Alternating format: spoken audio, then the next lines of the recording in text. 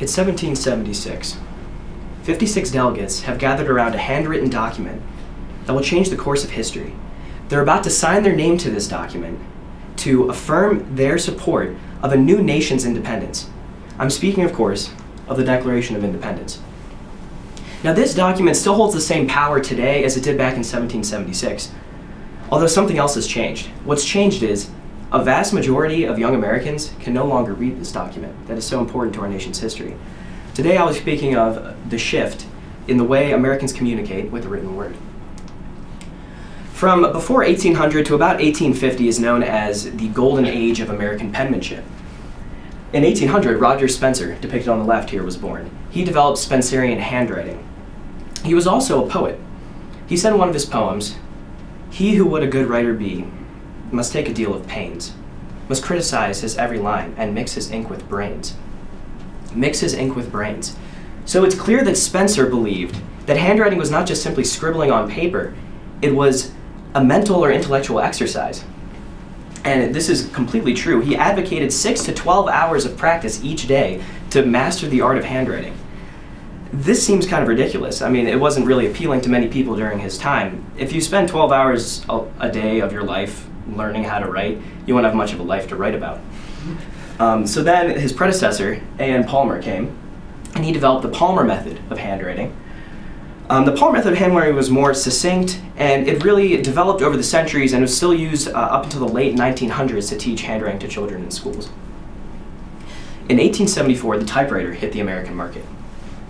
This really prepared American culture for what was going to happen next. And next came the innovation of the computer or word processor.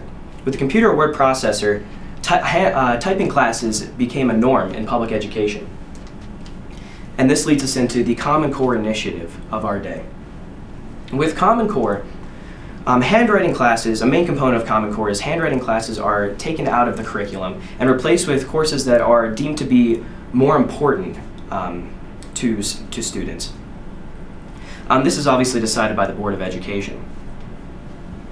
Some states have found this to be ridiculous and have pushed back with legislation of their own, such as the Back to Basics legislation in North Carolina, where they have once again replaced cursive handwriting in public school education. This development of technology has also affected interpersonal communications in the United States. Think about the last time you sent a letter. I'm not talking about a thank you note or an invitation to a birthday party, like an actual personal letter to someone you care about. It was probably a long time ago. According to a 2014 study, the average American receives one personal letter by mail every 2 months. According to a study conducted the same year, the average American businessman or businesswoman receives and sends 84 emails per day.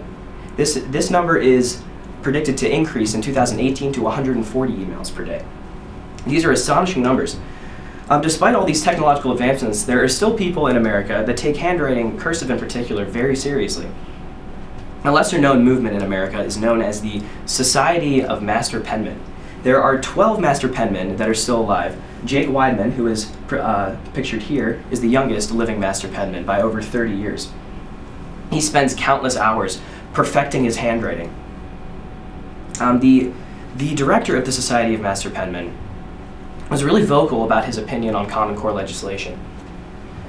He said, "If we don't teach our children how to read and write in cursive, then as soon as the thoughts that they wish to portray will vanish as soon as their fingers touch the keyboard." So obviously there are two sides to this movement. There is the side that sees this as positive progress, and the other side that sees this as a negative decline or deterioration of our American education system.